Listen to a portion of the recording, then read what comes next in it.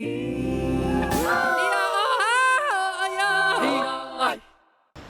take a look at how nuclear power has become one of the most divisive issues in Taiwan's election.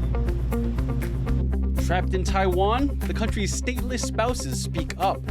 我前要有拿一个身份证，我才有身份。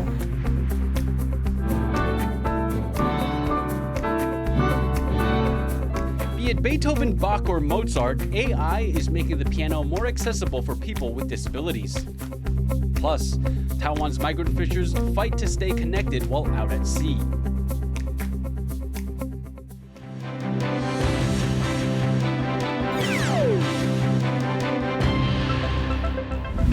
Welcome to another edition of TaiwanPlus News. I'm Leslie Liao with 30 minutes of the latest. Thanks for joining us. Leading off with our top story, Taiwan is cracking down on China-sponsored group tours ahead of next month's elections. Prosecutors in Taiwan have issued legal guidelines for the trips to China. The concern is that Chinese officials are using the trips to push Taiwanese voters to vote for Beijing's preferred candidates. Prosecutors say over 130 people have joined such tours over the past 5 months. So far, one man has been charged with election interference for organizing tours funded by Beijing. Chinese leader Xi Jinping has vowed to prevent anyone from, quote, splitting Taiwan from China. China's state media reported the statement made at an event with other senior leaders on Tuesday. It comes just weeks before Taiwan goes to the polls to choose a new leader. China views Taiwan as part of its territory, even though it has never ruled Taiwan. It's ramped up efforts to intimidate Taiwan's voters ahead of the country's presidential elections. Taiwan's agriculture ministry has accused Beijing of political manipulation after China lifted its ban on Taiwanese grouper. Over 300 fisheries passed quality inspections, but only 7 have been cleared by Beijing to export their products. Beijing first banned the fish imports last June, saying it found harmful chemicals, which Taipei denied. Taiwan's reps then visited China, which reportedly restarted trade. But Taipei says Beijing is not providing consistent market rules. 它本身是一个检疫的问题，如果因为人去了就可以重新开放的时候，那就是一个利用农产品当作政治操作的一个手段。 As election day looms, people here are looking closely at candidates' policies to decide who to vote for. Here at TaiwanPlus, we'll be exploring the real issues.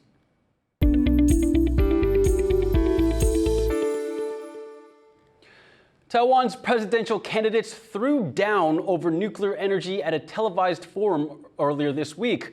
And as Sally Jensen reports, the issue remains highly divisive ahead of January's election. A perfect day for fishing. But even in the tranquility of Fulong Harbor on Taiwan's northeast coast, there is a lot on the line. Across the bay, a looming power plant splits opinions among the fishers. 照工业上来说啊，那核电还是要用啊，只是水温比较高而已。排出来的水，他们都有经过检测过哈，是没有问题的。不是怕危险，因为它的机子一部机的安装不一样。可是如果合适启动的话，真的就会那个生态。 The issue of nuclear power is deeply controversial among Taiwan's public. The country has 4 nuclear power plants. Nuke 1 and Nuke 2 were decommissioned in 2018 and 2019, respectively. Nuke 3 is the only one running, providing 7% of Taiwan's power. And then there's Nuke 4.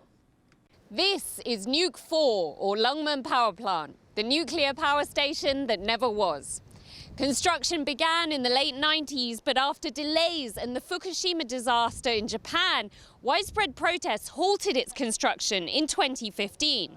Almost 10 years later, it's once again the focus of debate between Taiwan's political parties, with the ruling DPP wanting to keep it out of service and the opposition parties keen to see it up and running.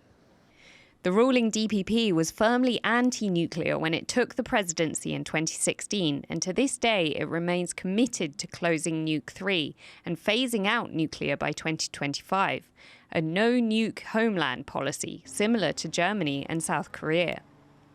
Hoping to win over a growing number of pro-nuclear voters, the opposition Kuomintang and Taiwan People's Party have suggested or said they would start up Nuke 4 if elected. Public opinion on nuclear power has been evenly split for a long time. In a 2021 referendum, slightly more people voted against starting Nuke 4 than those who voted in favor. 在台湾是一个多地震、不适合放核废料的一个国家的情况底下，我们不认为放核废料使用核电或者是发展核电是适合于台湾的。 This fear of earthquakes and a lack of nuclear waste storage options are among the chief reasons the DPP is sticking to its nuclear phase-out plan. But a growing number of young supporters of nuclear power say it is a clean and stable energy source that will reduce Taiwan's carbon emissions and air pollution and provide energy security. Experts say the issue is deeply politicized. I don't really feel like we're having a substantive debate on clean energy in Taiwan around nuclear. It feels like a wedge issue that the political parties are using to galvanize support, but it's not really like an academic discussion of, is this the right pathway for Taiwan? Some voters are just tired of the debate altogether. 政党各方都有意见所以导致台湾的核电厂投入了太多的资源跟金钱，但一直都没有完成。 Nuclear provides a relatively small amount of Taiwan's energy, but for the public, how parties tackle the nuclear issue may well be a big factor when they go to cast their vote. Howard Zhang, Devin Tai and Sally Ensign for TaiwanPlus. For more on the three candidates' energy and climate platforms, Sally Ensign spoke to Zhao Jiawei, research director at the Taiwan Climate Action Network. Net zero and nuclear power took the spotlight at the presidential candidates' second policy forum. Who do you think has the best climate and energy policies? Yeah, it's pretty hard to say who have the best climate policy or more comprehensive policy. So nowadays we are seeing that although there's all the candidates all are committed to the 2050 net zero target, but they don't have a very clear and ambitious 2030 emission reduction strategy. Although some candidates bring this issue in the political presentation forum yesterday, but we haven't seen that they have any discussion around that very detailedly. China is often seen as the key issue in every Taiwan election. So how important do you think energy and climate policies are to Taiwanese voters? I think there's another angle we find out that was lacking in this discussion around the climate change and the energy issue is that they did not bring the climate security as a national security into their argument. I think they just did not understand the importance of the climate change issue under the national security discussion around the world right now. If the candidates had a net zero New Year's resolutions list, what would you hope to see on it? I think the only thing I want to see is that they should have a clear proposal on the industrial decarbonization, especially on the iron and the steel sector and the petrochemical industry. For environment policy, most of the candidates, they did not talk too much about that. This time, we only see the three candidates only focus on the climate and the energy issue. So it's sad to see they did not take a broad picture on the environmental issue. That was Zhao Jiawei, research director at the Taiwan Climate Action Network, speaking with Sally Ensign. Taiwan's strict immigration laws have made a number of foreign-born spouses stateless. Now they're speaking up. Reese Ayers has more. Trapped in Taiwan. That's how some stateless spouses here describe themselves. Mostly women, they came to Taiwan dreaming of a better future for themselves, but instead lost their identity cards. That's because of a change in the naturalization process in 2016 that left some stuck halfway through, like Ah Xing, who came to Taiwan from Vietnam 21 years ago to marry a Taiwanese man. 我前要有拿一个身份证，我才有身份。我也是想要回家看妈妈，妈妈生病，身体也很不好，因为我放弃国籍，没办法回去呀。Years ago, Ah Xing had already given up her Vietnamese citizenship, as required by Taiwan's old naturalization rules, and was working on meeting the residency requirement. But an update to the law made it so that immigrants could first be granted Taiwanese citizenship as long as they could provide proof they renounced their original citizenship within a year. However, some foreign spouses found that marriage can be a weak link in their naturalization process. Taiwan's Nationality Act now says that those suspected of fake marriage could have their applications dropped completely. Such was the case for Ah Xing, who works away from her family. 他一直说我没有住一起啊，结婚的要住一起，那我没住一起，就是他怀疑我假结婚这样子。Now, some are fighting to regain their identity, with the help of new legislation. Malaysian-born DPP legislator Lo Mei Ling, who herself became naturalized in Taiwan, is proposing an amendment to protect these foreign spouses from becoming stateless during naturalization.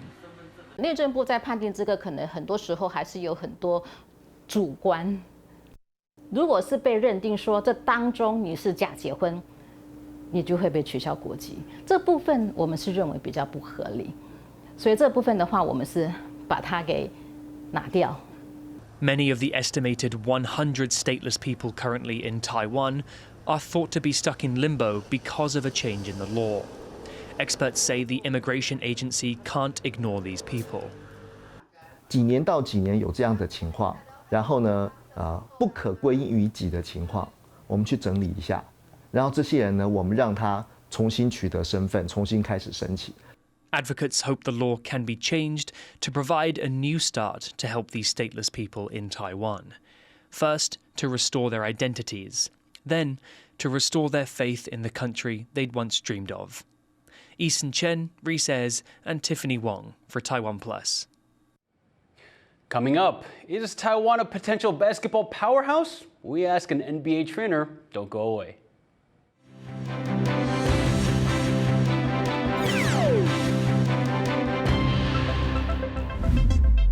Taiwan is debating its future, and for the first time ever, you can watch in English. On December 30th and January 1st, TaiwanPlus brings you simultaneous interpretation as the candidates meet face-to-face, followed by in-depth analysis of the debates. Special live coverage of Taiwan's presidential and vice presidential debates in English only on TaiwanPlus.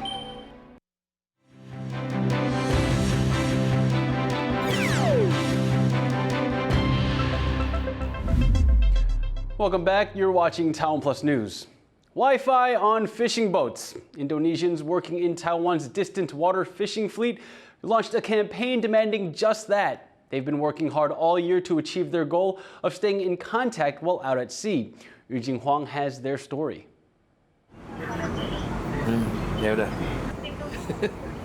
Taruh aja di sepeda, pegantung di jok pintu.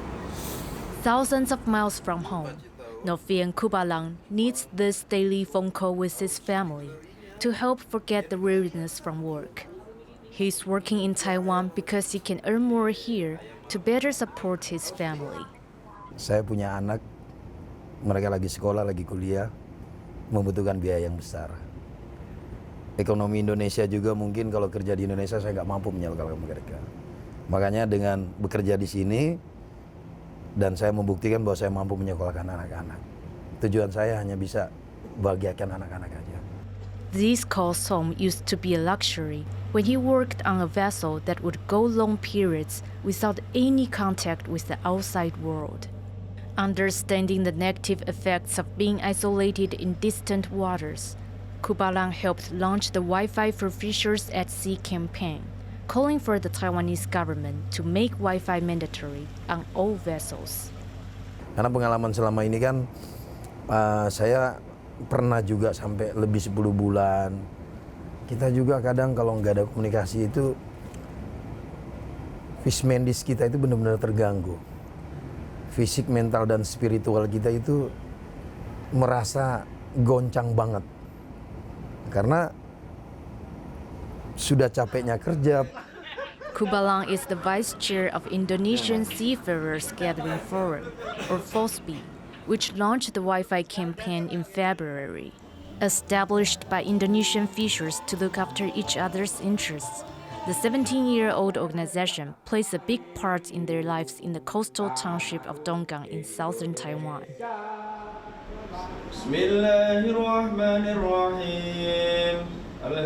It offers a Muslim prayer space, holds activities to mark Indonesian holidays, and helps handle all kinds of work-related issues. Based on the complaints they've received, FOSBI leaders believe that Wi-Fi is necessary, not only to relieve fishers' homesickness, but also to help with other issues. Dan mungkin juga ada isu yang lain seperti mungkin kecelakaan kerja juga ya kan, yang telat menanganinya dan akhirnya sampai fatal, mungkin cacat sampai karena keterbatasan medis, akhirnya kan sampai cacat. Banyak yang curhat sharing ke FOSBI. Taiwan has over 1,100 distant water fishing vessels, the second largest fleet in the world. For over a decade, their crew have mostly come from Southeast Asian countries. Among the 20,000 foreign fishers, more than half are from Indonesia. The next largest group comes from the Philippines, followed by Vietnam and other countries. The international community has long been concerned about Taiwan's treatment of foreign fishers. In 2022, the U.S. government added Taiwan's seafood products to its list of goods produced by child labor or forced labor for the second time. That could stop big corporates like Walmart or Costco from importing seafood from Taiwan. And the U.S. Department of Labor is paying close attention to the Wi-Fi campaign. And not just that I had it right, that it was 40 fishers that hadn't been paid for 11 months, you said? Also on this video call is the American NGO, Global Labor Justice, International Labor Rights Forum, which helped FOSBI set up the campaign and find local and international allies. Although things have improved, there is really very little monitoring of what's happening. And the biggest problem is that fishers themselves don't have the infrastructure to be able to exercise their fundamental labor rights if they cannot communicate to the outside. Taiwan's government has introduced measures to improve conditions for crews, with the launch of its Fishery and Human Rights Action last year. That includes Wi-Fi subsidies. And after talking with industry stakeholders over 20 times during the past year, the Fisheries Agency has adjusted its focus. 我们在今年的7月25号也有重新调整核定这个行动计划。那新的核定计划呢，我们会从明年开始会特别着重在通讯权跟船员的安全这两大主轴来持续的在强化执行。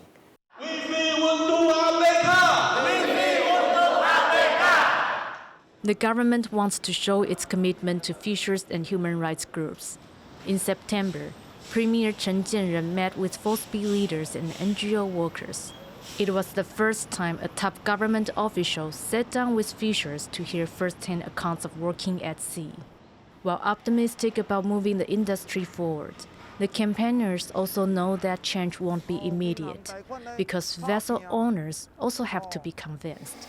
Kamashi, Klein Wang, Edmund, Li Chizhang, and Yu Jinhuang for TaiwanPlus. Tune in tomorrow for the second episode of this series, where we look at some of the obstacles the Wi-Fi for Fishers campaign has experienced. North Korean leader Kim Jong-un has opened a key meeting of the country's ruling Workers' Party. The meeting comes after an eventful year for Pyongyang. This year, North Korea added its nuclear weapons program to its constitution.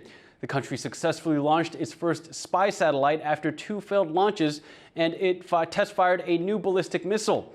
The year-end party meeting has previously been used to announce major policy decisions. India is deploying warships after an Israel-linked merchant vessel was attacked off its coast over the weekend. India's Navy says the Arabian Sea deployment will help deter future incidents in the area. The U.S. has blamed the weekend's attack on Iran, a claim it denies. It comes as the U.S. moves to counter similar assaults on merchant ships in the Red Sea. Those raids were claimed by groups linked to Iran. South Korean Parasite actor Lee Sun-kyun has been found dead in a car in Seoul. Lee had been under investigation over alleged illegal drug use amid a nationwide crackdown. His family said he left a message similar to a suicide note. Lee is best known for playing the head of a wealthy family in the Oscar-winning movie Parasite. He's a household name in South Korea with several hit TV dramas to his name. An AI-assisted piano has made its debut in Tokyo, allowing 3 musicians with disabilities to perform a Christmas concert at one of the city's most prestigious venues. Joyce Sung has this story.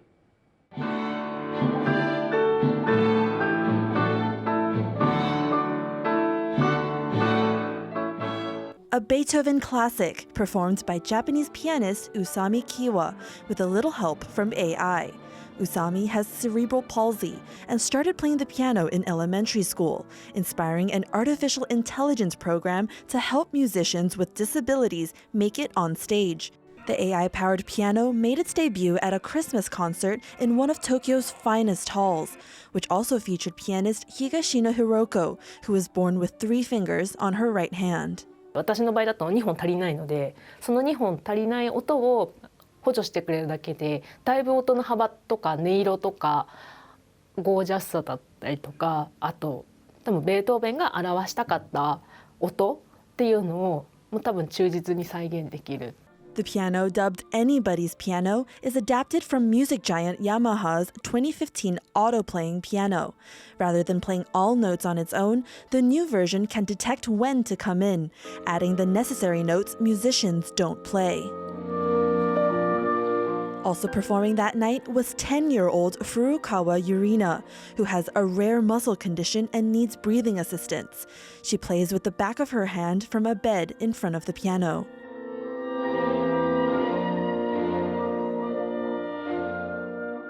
Backed by a full orchestra and choir, the pianists dazzled the 130-person concert hall.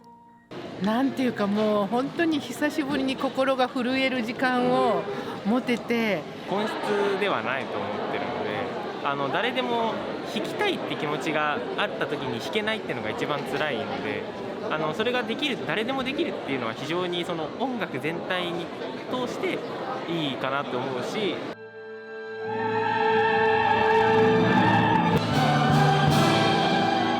With just a little extra help from AI, these pianists can share their hearts and holiday cheer with all music lovers. Jeonsu and Joyce Sun for TaiwanPlus. In sports, Dwight Howard and Jeremy Lin. These are some of the big names in basketball who have committed to playing in Taiwan. The sport is one of the most popular in the country, and Taiwan has started attracting the attention of world-class trainers. Dribble, shuffle, pivot. NBA trainer Mike Atkinson drills students and teaches them the secrets of his trade. He's in Taiwan running a training camp for aspiring basketball coaches. Atkinson says Taiwan could be the sport's next big hotspot. Taiwan basketball is on the map. Literally all summer, I've had a few NBA players say, I want to own a team in Taiwan.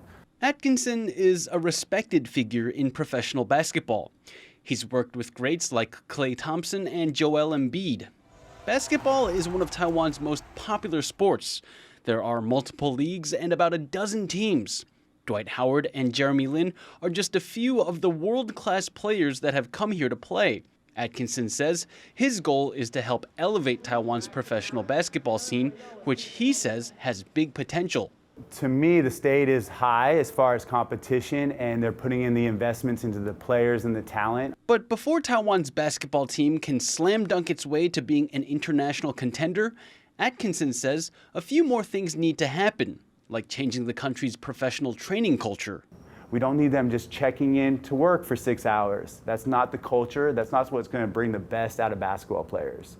So if I can educate them on the science, the culture, they can add their technical, tactical skills on top of it. But he also points to areas where Taiwan's basketball players stand out. I think they're very competitive people in nature, and I think they want to be the best. And if they have the resources and the finances, I think we're starting to see them really value putting it in. But for Atkinson, though, the sincere love in Taiwan for the sport is what stands out to him the most. Passion is a very universal language. And when I come to Taiwan, the passion for basketball is there. And with his help, Taiwan could yet become the next big thing in world basketball. A cat named Ollie is making history in Australia's annual Sydney to Hobart yacht race. He and his crew are sailing the Sylph 6, the oldest boat in this year's race. If the Sylph 6 can successfully reach Hobart, Ollie will be the first feline to complete the race in its 78-year history. Although it's taken Ollie a while to get his sea paws, he's proven to be an important member of the crew. Well, I think Ollie's already fully prepared. He's an experienced sailor. He's spent several years on the boat now. He's been to New Zealand and back. So I think he's got his sea legs. I think he's all good. Thank you for watching TaiwanPlus News. Visit us at TaiwanPlus.com or on social media if you'd like more. Before we go, here's some more images of Ollie the maritime cat and other seafarers in this year's Sydney to Hobart yacht race. I'm Leslie Liao. Take care, and I'll see you next time.